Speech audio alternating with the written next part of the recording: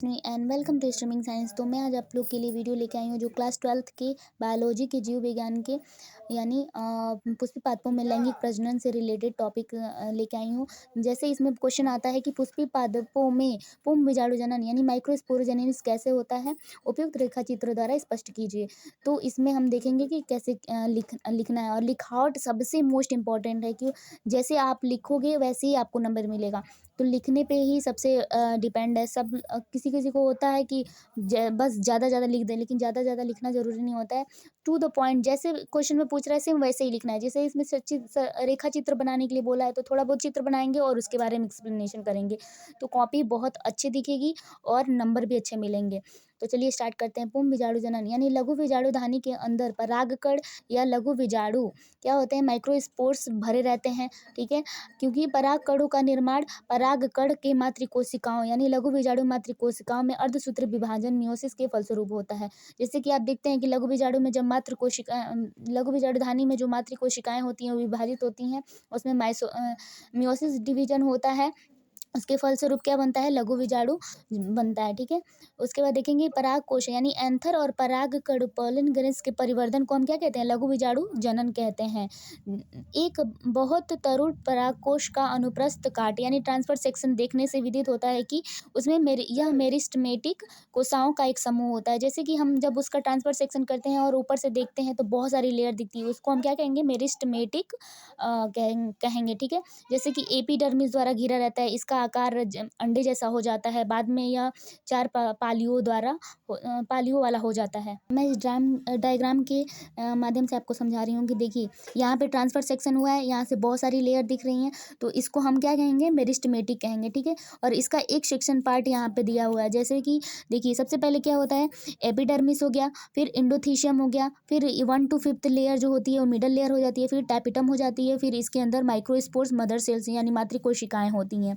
ठीक है, और ये टैपिटम का कार्य मोस्ट इंपॉर्टेंट है कि इसका कार्य होता है कि ये लघु बीजाणु जो भी है इसमें लघु बीजाणुधानी को क्या करता है, पोषण प्रदान करता है। ठीक है, और ये जो गैपिंग इधर आती है इसको हम स्टोमियम कहते हैं। जैसे कि यहाँ पे देख रहे हैं 1 to 5th layer, middle layer हो गया, इंडोथीशियम हो गया, एपिडर्मिस हो गया, फिर यहाँ पे पॉलन सेक हो गया, टैपिटम हो गया। टैपिटम मल्टी न्यूक्लिएटेड होते हैं, तो यहाँ से भी एमसीक्यू में क्वेश्चन आ जाता है। माइक्रोस्पोर्स मदर सेल्स हैं ये। अब इसके एक एक पार्ट के बारे में हम देखते हैं कि जैसे बाह्य परत यानी परागधानी के विकास के समय तरुण परागकश के चारों कोनों पर बाह्य अस्तर एपिडर्मिस के नीचे कुछ अर्ध अस्त्री यानी हाइपोडर्मल कोशिकाओं की पंक्ति अपने बड़े आकार, स्पष्ट केंद्रक जीव द्रव्य के कारण अन्य कोशिकाओं से भिन्न हो जाती हैं। इन कोशिकाओं को प्रप्रसु कोशिकाओं कहते हैं यानी आर्की स्पोरियल सेल्स कहते हैं। उसके बाद आता है इंडोथीशियम, जो परागकोश में जिन स्थानों पर बाद में स्फुटन होता है उन स्थानों पर इंडोथीशियम की कोशिकाओं की भित्ति पतली रह जाती है, इसे रंध्रक यानी स्टोमियम कहते हैं, जो स्टोमियम मैंने आपको दिखाया है। फिर यहाँ मध्य स्तर है, मिडल लेयर आ गया। इंडोथीशियम से नीचे 1 से 5 जो भित्तियाँ होती हैं उसे हम मध्य स्तर कहते हैं। उसके बाद क्या आता है, टैपिटम आता है। टैपिटम का कार्य क्या होता है, लघु बीजाणु के पोषण में सहायक होता है। ये कोशिकाएं प्रत्यक्ष या 1-2 विभाजन बाद क्या होती हैं, लघु बीजाणु मातृ कोशिकाओं की तरह कार्य करती हैं।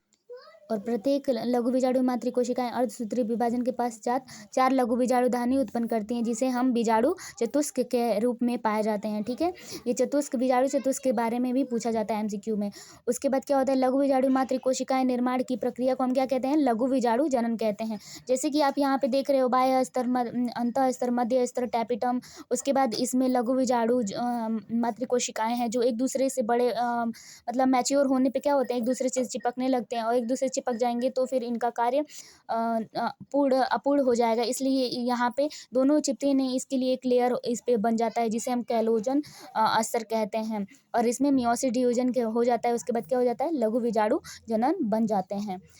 अगर आपको ये वीडियो अच्छा लग रहा है तो इसे लाइक करें, सब्सक्राइब करें और चैनल को ज़्यादा से ज़्यादा शेयर करें, और नीचे कमेंट भी करें ताकि मुझे पता चले कि आपको किस में प्रॉब्लम है। सही भी, अच्छा भी, बुरा भी, जो भी कमेंट आपको करना है आप कीजिए, ताकि मुझे भी पता चले कि मैं मेरा पढ़ाया हुआ वीडियो अच्छा लग रहा है या ख़राब लग रहा है। जो भी अगर सुधार करना होगा तो मैं इसमें सुधार करूँगी।